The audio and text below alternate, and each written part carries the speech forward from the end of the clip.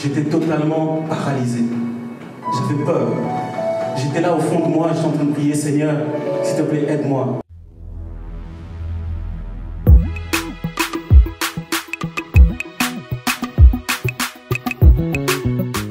Nous sommes arrivés à la prison, nous devions, où quelqu'un devait parler. Nous étions là avec un groupe de jeunes, de six jeunes. Et puis on a demandé, bon, qui va parler, qui va prêcher devant les prisonniers. Tout le monde s'est retourné vers moi en disant, bon, toi tu aimes prêcher. À ce moment-là, j'ai été saisi par la peur, comme beaucoup d'entre vous. Saisi par la peur parce que jamais je me suis retrouvé devant une centaine de prisonniers qu'on avait rassemblés tous ensemble, sans regarder les niveaux de crime, les criminels qu'il y avait là. Et je me suis tenu devant ces prisonniers et pendant les 2 premières minutes, je ne pouvais pas parler.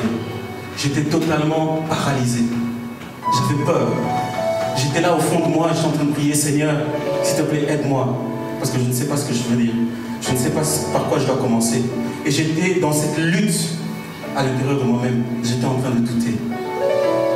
Et je priais intérieurement, je dis, Seigneur, s'il te plaît, parle-moi, qu'est-ce que je dois dire? Et soudainement, le Saint-Esprit m'a dit, ouvre ta bouche et parle. Et j'ai commencé à parler. J'ai commencé à parler.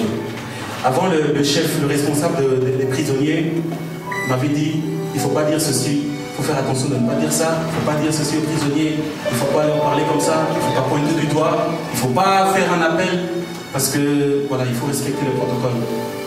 Mais vous savez, quand le Saint-Esprit est sur vous, vous suivez sa direction. Et je suis en train de prêcher, je termine la prédication. C'est le moment qu'ils viennent. Et puis soudainement, il y a un des prisonniers, un grand prisonnier castard qui se lève et il s'avance vers moi. Et dans ma tête, je me dis, voilà, c'est foutu ici. Et parce que je vois les soldats autour qui sont prêts, parce qu'ils ne savent jamais ce qui peut se passer. Mais cet homme s'approche, il vient devant, il se met à genoux et il dit, s'il vous plaît, je voudrais accepter Jésus. Amen.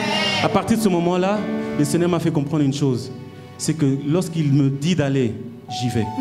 Peu importe ma réputation, peu importe ce que les gens vont dire, peu importe si on va se moquer de moi. Si tu veux marquer l'histoire, tu vas devoir sortir de ta zone de confort. Ouais. Sortir de ta zone de confort. Et cet homme s'est avancé, et puis plusieurs prisonniers sont arrivés. Dans cette prison, une vingtaine de prisonniers ont accepté Jésus. Amen, amen. C'est vrai, c'est des criminels. C'est vrai, ce sont des gens qui sont rejetés.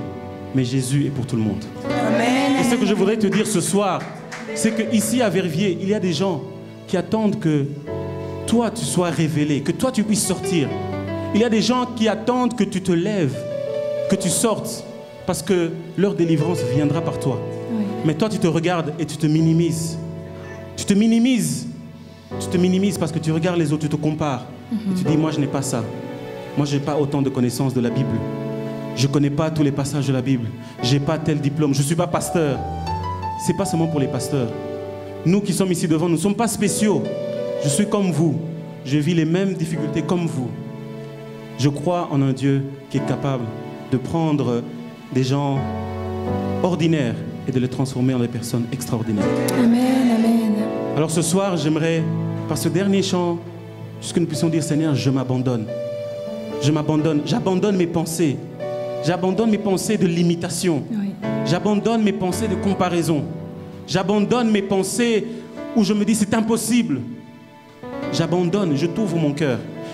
Même si j'ai vécu des moments difficiles, je sais, tu vis des moments difficiles, je sais, tu regardes dans ton passé et parfois ton passé te retient de voir la grandeur de ce que Dieu peut faire avec toi.